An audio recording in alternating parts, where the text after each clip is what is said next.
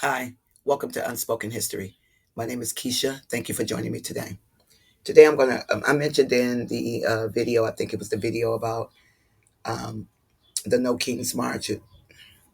I don't think it's called that, but it's the video about the military being in California when they started the ice raids. So I think I talked about DEI and how DEI was not uh, written for, or nor did it benefit Black people. That DEI benefited mostly white female Americans. And also that part of DEI that is about the transgender movement, the LGBTQ movement, how they've added that to, um, well, basically that is DEI because DEI had nothing to do with Black people. Okay, we were here way before they started that whole movement, and diversity, equity, and inclusion was already a part of what should have been for everyone. So we needed not to write it. So whenever they write something on top of the Constitution that don't need to be there, there's a reason for it. And so what we don't understand is the spiritual aspect of what we are going through in this world. We don't understand that spirituality is being covered up, but then you're being forced to worship the gods they want you to force to worship. So I'm going to read about Elijah and the 450 prophets of Baal and how they cut themselves. That was part of their practice to get their gods to do what they were asking them to do, was to sacrifice by cutting. So I'm going to read that, and then I'm going to read the information from. It's two articles, one from the University of California and one from somewhere else that's talking about this ritual. Okay, all right. Let's start with First Jeremiah, but I'm not going to read that one right now. First Kings 18,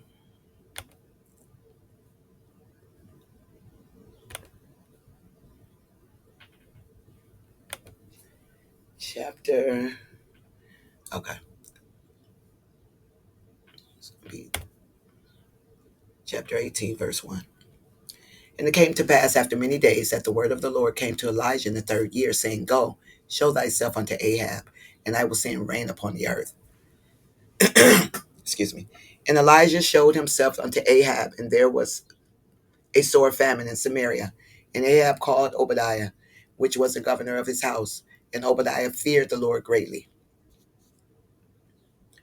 For it was so when Jezebel cut off the prophets of the Lord, that Obadiah took 100 prophets and hid them by 50 in a cave and fed them with bread and water. And Ahab said unto Obadiah, Go into the land, unto all fountains of waters, and unto all brook. Peradventure we may find grass to save the horses and mules alive, that we lose not all the beasts, because there hadn't been any rain. So the grass was obviously dying. So they divided the land between them to pass through it. Ahab went one way by himself, and Obadiah went another way by himself. And Obadiah was in the way, as Obadiah was in the way, behold, Elijah met him. And he knew him and fell on his face and said, Art thou my Lord Elijah? And he answered him, I am. Go tell thy Lord, behold, Elijah is here. And he said, What have I sinned, that thou wouldest deliver thy servant into the hands of Ahab to slay me? As the Lord thy God liveth, there is no nation nor or kingdom, excuse me, whether thy Lord hath not sent to seek thee. And when they said, He is not there, he took an oath. He took an oath of the kingdom and nation, that they find thee not. And now thou sayest, Go and tell the Lord, behold, Elijah is here. And it shall come to pass, as soon as I am gone from thee, that the Spirit of the Lord shall carry thee whither I know not. And so when I when I come and tell Ahab he cannot find thee, he shall slay me. But I, thy servant, fear the Lord from my youth. He was like, You want me to go tell Ahab after everybody's been searching all over the place for you because Jezebel wants to kill you, and Ahab too, probably. And now you want me to go tell him that Ahab is right here. That Elijah's here. You want him to kill me. Was it not told my Lord what I did when Jezebel slew the prophets of the Lord? how I hid 100 men of the Lord's prophets by the 50 in the cave, and fed them with bread and water? And now thou sayest, Go, tell thy Lord, behold, Elijah is here, and he shall slay me. And Elijah said, As the Lord of hosts liveth, behold, whom I stand, I will surely show myself unto him today. He thought Elijah was going to be whisked away and nobody be able to find him again. It came to pass when Ahab saw Elijah that Ahab said unto him, Art thou he that troubleth Israel? And he answered, I have not troubled Israel, but thou and thy father's house, and that ye have forsaken the commandments of the Lord, and thou hast followed Balaam. Now therefore send and gather to me all Israel unto Mount Carmel, and the prophets of Baal 450, and the prophets of the groves 450,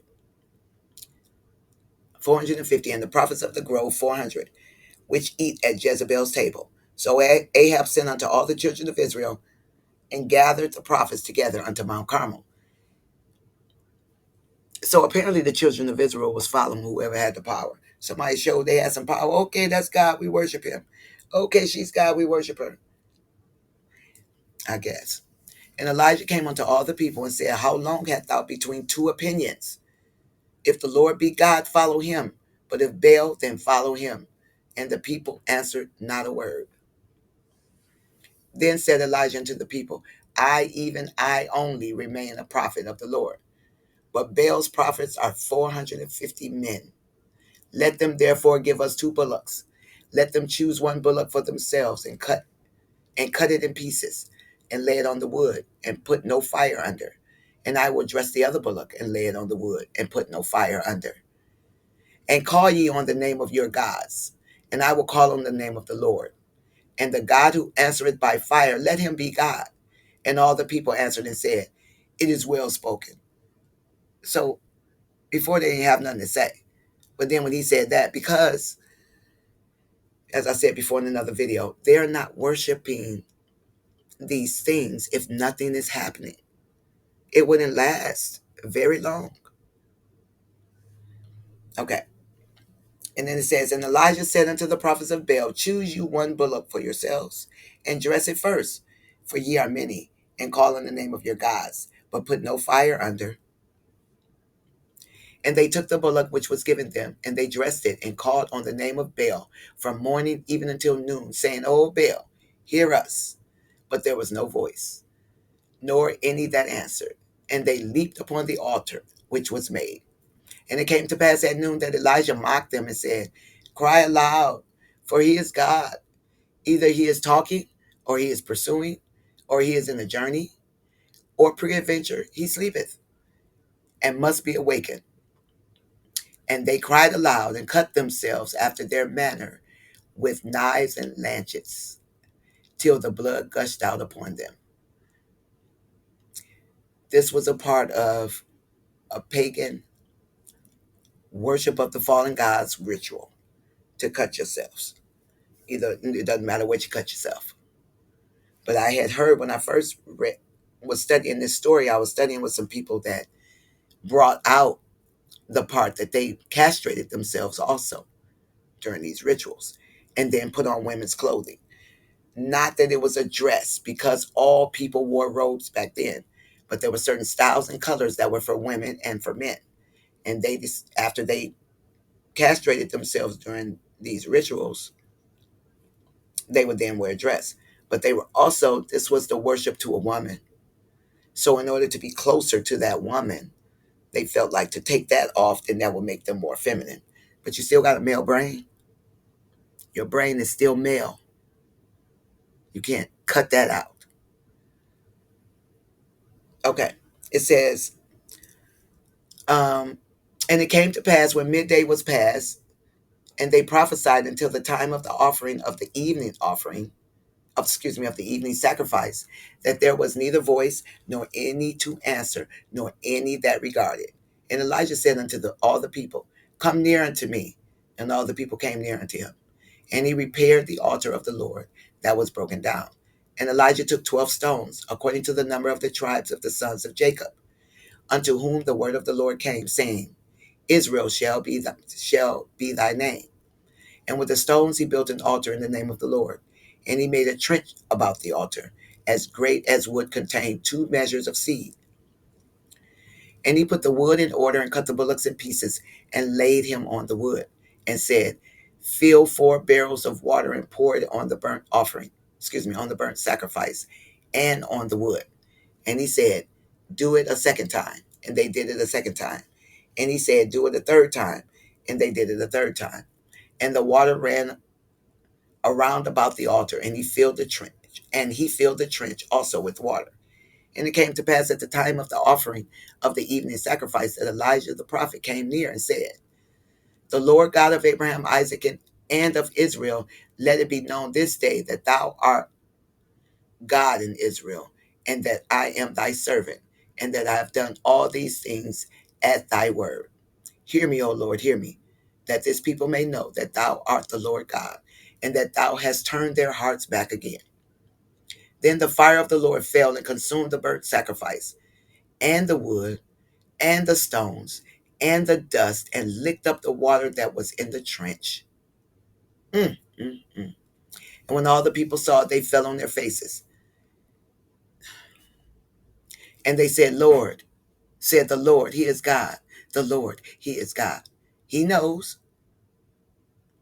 And Elijah said unto them, take the prophets of Baal, let not one of them escape.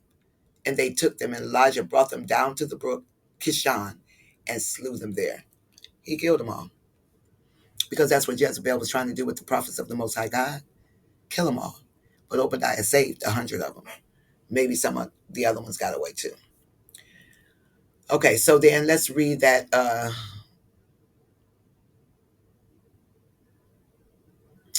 castration ritual. Where,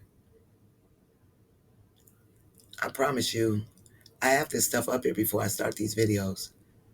And somehow they're gone. Mm, mm, mm. Lord have mercy. I don't see it nowhere. Huh. Mm, mm, mm. Wow. Okay.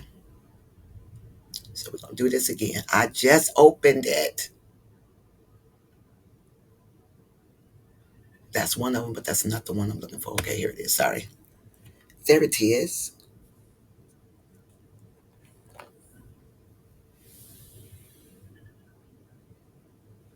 Maybe. Oh my.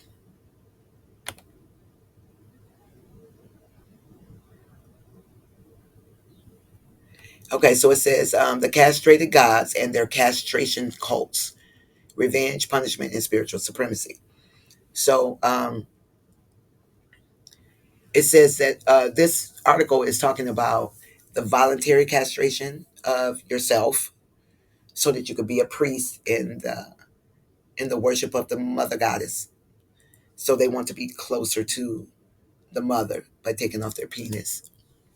Then and they some eunuchs are done that way on purpose so that they can be, like I said, priests. But then also they're done like that so that they can be forced into servitude. Okay.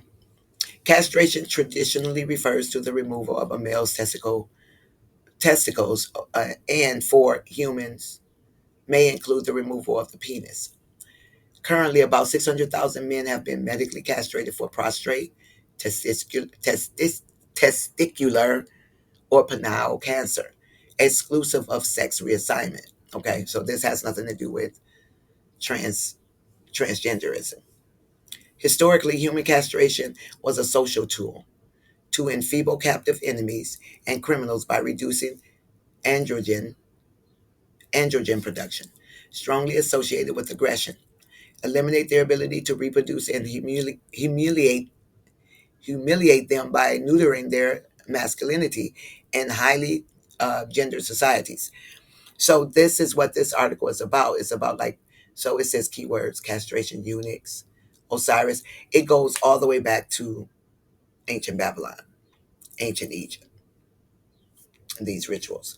And as I was reading in, I was just reading in Second Kings, this was a part of their ritualistic practice, was to cut themselves, right, to bleed, in order to get the gods to see that we're dedicated, we're dedicated servants.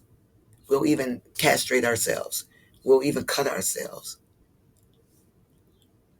But see, at this time of Elijah, the Lord was not allowing those other guys to have any power.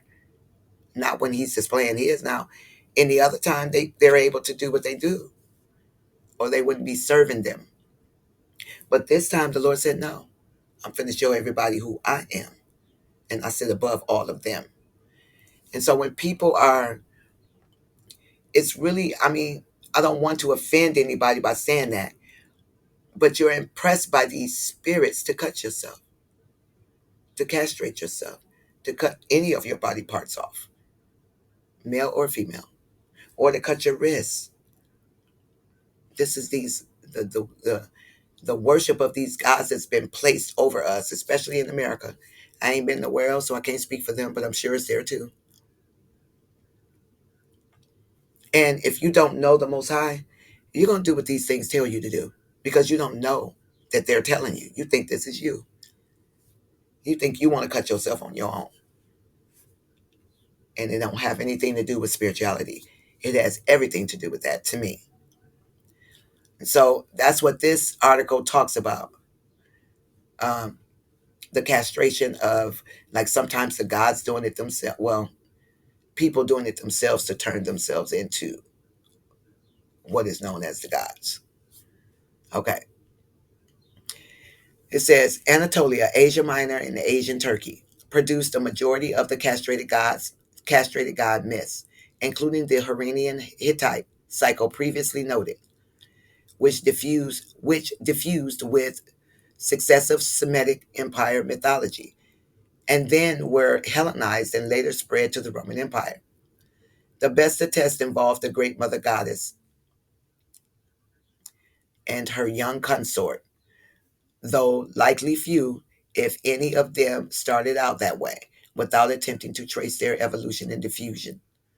Okay, so this Kibeli or Cybele, these are just different names for the same mother goddess, the one that's talked about in Jeremiah 44. Jeremiah 44, where the children of Israel told the prophet, we don't care what you say, we're not going to stop baking cakes to the Queen of Heaven.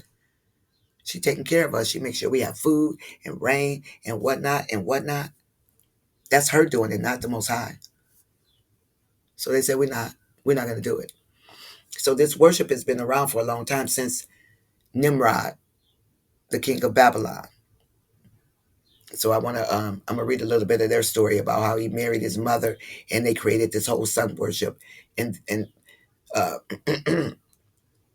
all of this is still the same, even though you might have 50 different kinds of worship with 50 or 100 different kinds of gods. They're all still the same.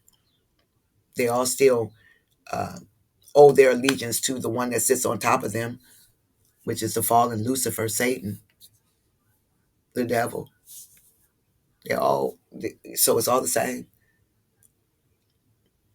It all boils out to being the same thing. Sun worship, castration, rituals. That's all a part of the worship of the gods, and they require blood. They require these things. So this is a little chart.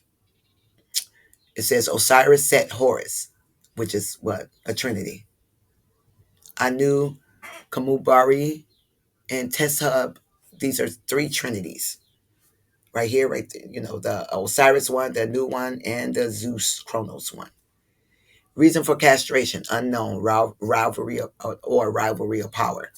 Um, Avenged mother at her request. So some of them felt like this is what the mother goddess wanted them to do, was to become more like her and to castrate themselves. Acts of castration, cut off the penis. Okay. These people over here that I knew, they ate the testicles.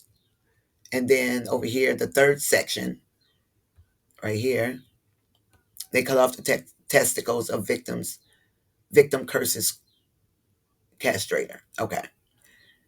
Um, Severed parts magically restored to body, impregnate wife, produce sky god. So that's the mythological story of Osiris, that he was dismembered And then his wife restored his body and became pregnant by him and had Osiris. Okay.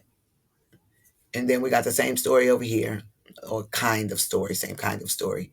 Ejected semen produced two offspring, impregnated castrator, produced three deities, including storm god. So somebody that is castrated now impregnates somebody and creates the gods. A lot of stuff, okay? Satan has so many deceptions, you will never get through them. So just stay away from them. That's what I decided to do. Because the Lord said to me, I wrote it. I'll read it one day, or maybe put it in a post. You think Satan can't create a book, a very, very, very old book, old Bible with different stuff in it to deceive you? Absolutely. You can't out trick the trickster. That's why we need God's spirit to live in us. Makes us aware of the tricks. Okay, so like I said, those are some of the reasons that, and see, people can't really go back that far and find out the actual purpose. So they're coming up with things that when they look at some of the recent ancient civilizations that adopted this practice, and why they did it. So it was for many reasons, but originally it's in the worship to the mother goddess. Let's see, there was um no. There's another one right here. Okay. Right here it says that the role of castration in the worship of the great mother goddess Cybele by Francisca Tranetti. Okay. So this was who is this god? This goddess. I want to say it was in Britain. It was somewhere in Anatolia. Okay. So, but this is not the original. And what I'm saying is that this thing continues. It's been continuing for thousands of years, this type of worship. And it's basically the worship of the mother goddess. And it, that is associated with with this cutting ritual. It's not just castration, it's cutting, period. Um, so it says, Attis, the son lover of Cybele, was not part of her mythology until around 1000 BCE. Please pay attention. No attention to the name, to the dates, because that's all messed up too. Still can't line stuff up. It was after this time that the vegetation god Attis or Attis was introduced and became part of the legend. The legend which refers Attis are primarily found in the Anatolian worship of Cybele and are believed by Stone to be surviving remnants of the earlier goddess religion when she was the unnamed great mother. While there are multiple variations of the myth of Attis, the most common tale concerning the death of Attis is this. For Attis, the primary young shepherd of the field, had once been set upon by the lustful monster, and in revulsion, and lest he be forced into unfaithfulness to his holy mother, tore his genitals from his body and died beneath an evergreen tree, while his fallen blood nourished flowers beneath him. So you see, like the prophets of Baal that got up on the altar and started cutting themselves. This is why. This is the worship to the mother goddess. And Jezebel was the priestess of these 450 prophets. So she was a priestess to the mother goddess. And another thing too, these in First Kings, where they were saying that they would say we would not. Well, let me read it. Sorry, it's not First Kings. It's Jeremiah 44. Here, let me pull it up on here real quick. It might be faster than me flipping through the here Bible. Jeremiah.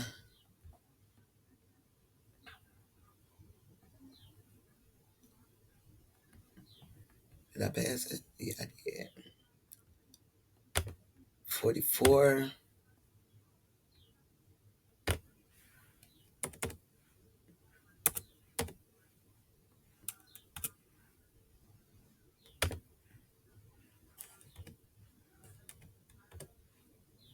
17.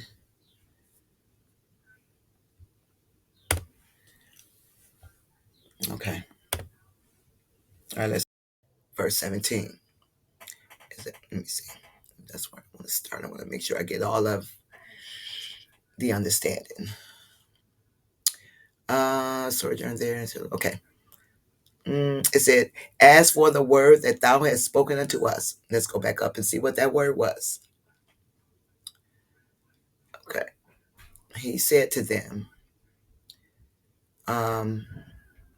well, we might have to start at the top. The word that came to Jeremiah concerning all the Jews which dwell in the land of Egypt, which dwell in Migdol, and at Tephines, and Noph, and in the country of Pethros, saying, thus said the Lord of hosts, the God of Israel, ye have seen all the evil that I have brought upon Jerusalem and upon all the cities of Judah. And behold, this day they are desolation, and no man dwelleth therein, because of their wickedness, which they have committed to provoke me to anger, and that they went to burn incense and to serve other gods, whom they knew not, neither they, yea, nor their fathers.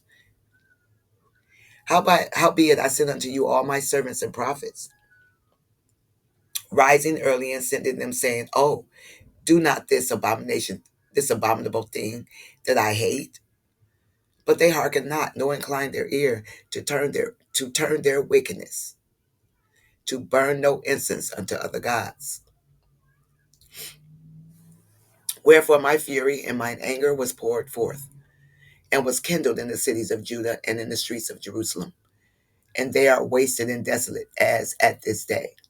Therefore now thus saith the Lord, the God of hosts, the God of Israel, wherefore commit ye this great evil against your souls, to cut off from you man and woman, child and suckling out of Judah, to leave you none to remain, and that ye provoke me unto wrath with the works of your hands, burning incense to other gods in the land of Egypt, whether ye be gone to dwell, that ye might cut yourselves off, and that ye might be a curse and a reproach among all the nations of the earth.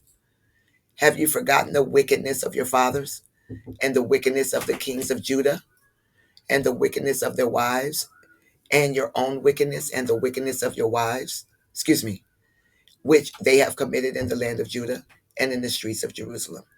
They are not humbled even unto this day, neither have they feared, nor walked in my law, nor in my statutes that I have set before you and before your fathers.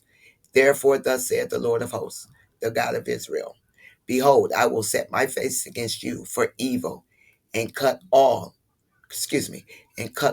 all Judah.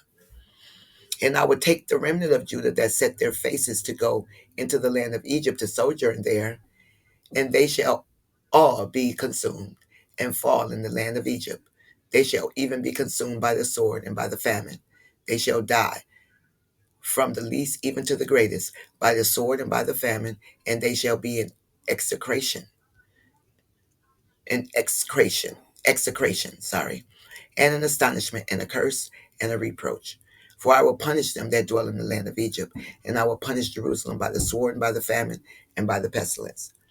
Okay, so that none of the remnants of Judah which are gone into the land of Egypt to sojourn there shall escape nor remain. Okay, then all the men which knew that their wives had burned incense unto other gods, and all the women that stood by, a great multitude, even all the people that dwell in the land of Egypt and Pathros, answered Jeremiah, saying, as for the word that the Lord has spoken unto us in the name of the Lord, we will not hearken unto thee. We will not do what he says. That's what I added. But we will certainly do whatsoever thing goeth forth out of our own mouth, to burn incense unto the Queen of heaven, and to pour out drink offerings unto her, as we have done, we and our fathers and our kings and our princes, in the cities of Judah and in the streets of Jerusalem. For then had we plenty of victuals, and were well, and saw no evil. Mm, mm, mm. But since I wonder how old they were. Because, I mean, you could say that if you like 30, 40, 50, 60, you ain't been around for hundreds of years. So you don't know what people did before that. But since we left off to burn incense to the Queen of Heaven and to pour out drink offerings unto her, we have wanted all things and have been consumed by the sword and by the famine. And when we burn incense to the Queen of Heaven and pour out drink offerings unto her, did we make her cakes to worship her and to pour out drink offerings unto her without our men? Then Jeremiah said unto all the people. So basically, what they were saying is they didn't have to wait for the men to pray for them or to go to the priest for them or whatever the process was. You got to go to the priest. But now we're priestess. So we don't need y'all no more. Anyway, that's my take on it. Then Jeremiah said unto all the people, to the men and to the women, and to all the people which had given him that answer, saying, the increase that ye burned, the incense that ye burned in the cities of Judah and in the streets of Jerusalem, ye and your fathers and your fathers, your kings and your princes, and the people of the land, did not the Lord remember them, and came it not into his mind, so that the Lord could no longer bear because of the evil of your doings, and because of the abomination which ye have committed. Therefore is your land a desolation and an astonishment, and a curse without an inhabitant, as at this day. Mm, mm, mm, mm. So I just read that to say that this practice of worshiping this mother goddess has been in every civilization at some point in time throughout time. And now it's coming out as sun worship in modern day times. But it's still the same thing. I think I read a little bit of this. Uh, yes. What did I read at this? I don't know if I read this. Let me see. I read a little bit. Let me see if there was something else that I wanted to read. Yeah, so this one too is also talking about, just like the other one I was reading, this one also is talking about basically transgenderism. Basically, these men wanting to become more like the mother goddess. And so they castrate themselves and dress a certain way. So that's why there's like stigmatisms associated with like uh, men that do hair, or men that sing in choirs, or men that, it used to be men that sing in choirs, is it's not a stigma anymore. But however, it still kind of is, choir directors and choir. But anyway, they, it says the priests and the musicians wearing long feminine robes fall into a special category.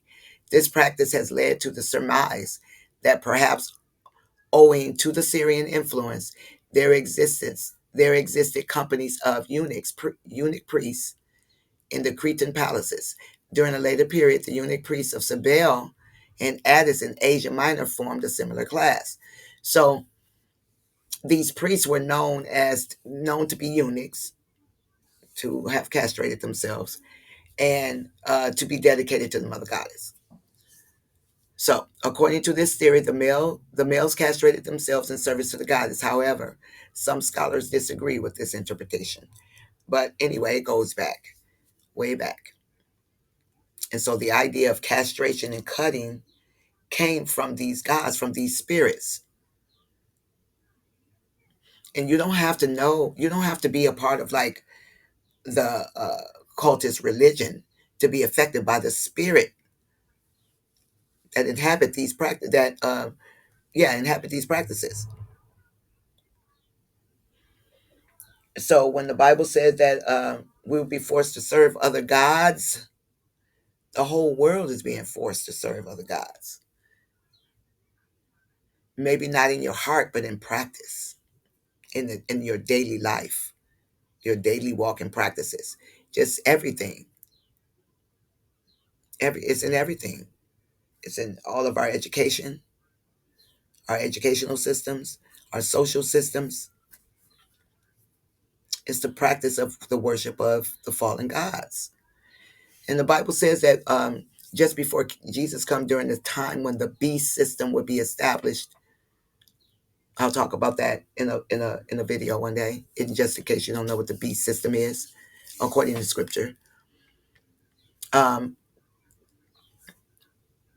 Everybody would worship the beast, and the very elect, if it wasn't for the protection of the Lord, those elect people that He chose to be His servants. It doesn't matter what they look like. Those people will be deceived also. This deception has already started.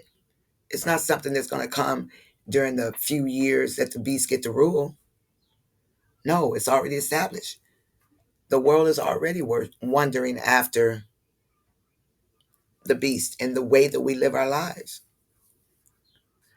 So, although doctors, medical professionals whom we trust, have come out and said, yeah, all you got to do is take this body part off and put another body part on. Well, where you going to get that other body part from? Or they're going to make it for you. So now you trust them to be your God rather than the God that created you before you were born through your mother's womb. Hey, I'm just saying everybody got sins. Everybody got things that they do wrong that are contrary to the word until we submit. So nobody can say that somebody else's thing that they do is, well, at least I don't do that. I'm only doing this. Well, there's a wide road that leads to deception, and the road that leads to righteousness is very small and very narrow, and there's very few people on it. So nobody can talk about nobody else. Only God knows our hearts. So I'm not trying to condemn anybody. That's why I said that. But this practice is a practice that was placed upon us to believe that this is something that is needed for people's health and for their mental health. When no, it's a practice to the fallen gods. And it doesn't lead to more stability in mental health. It leads to a less stable mental health, per most of the statistics. So anyway, this cutting practice is a practice to gods. It's a ritualistic practice to the gods. So if this is something that you have done or you're doing right now, pray, because Satan don't want you to be saved. Satan don't want you to get to where you need to be, to your highest potential, the potential that the Most High has set in you for you to achieve.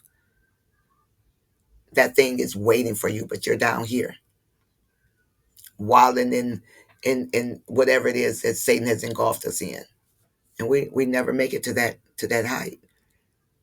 Something that whatever is put in you, whatever the Most High put in you, that He know that you can do, and you start telling yourself you can't do it. No, I don't know why I'm thinking that stupid stuff. I can't do that. You can do whatever the Most High puts in you to do, and that is what He wants us to do, and that is what the enemy does not want us to do. And we have to not forget to give God His glory, because by denying it, by not recognizing that there is a Creator that is taking care of you, then you're giving the glory to the others. Just saying, it's my personal opinion. So anyway, I love you all as Christ loves me, and I pray that you guys find the Lord and find stability of mind, because it's really hard. It's really a rough world out there, and if you don't know the Lord, being alone is not where you want to be in these last days, because the deceptions are ramping up. They're ramping up. We find one truth, 1,000 deceptions are dispersed into our existence. It's to keep you wrapped up. You must appeal to the Most High. because a lot of things we think are new, that there's nothing new under the sun. Gays and lesbians aren't new. Uh, Transgender and um, binary, none of this, nothing is new. It's just recycled information.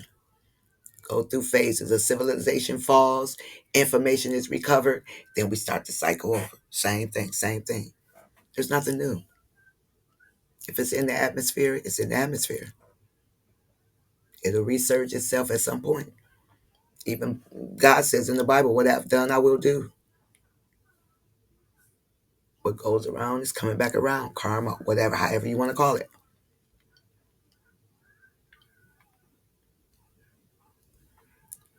But there is only one God, and there are many gods below him, but there are no gods. They have no power. All power comes from the Most High. So there are a lot of practices that we do today that are associated with the worship of gods, and we don't know it. And we'll fight to continue to participate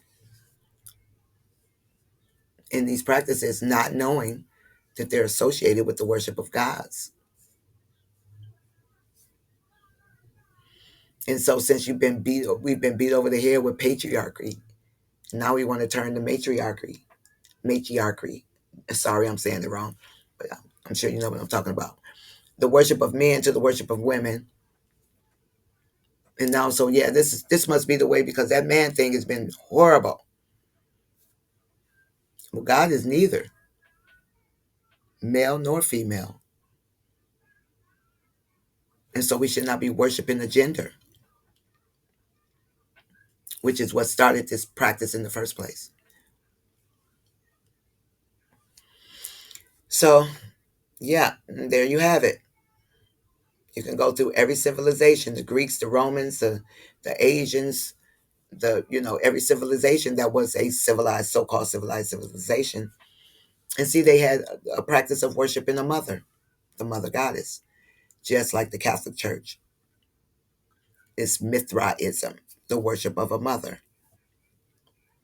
which is why you see the Virgin Mary and the Jesus everywhere. Well, it ain't Jesus, the Virgin Mary and the baby, or the woman and the baby on the breast.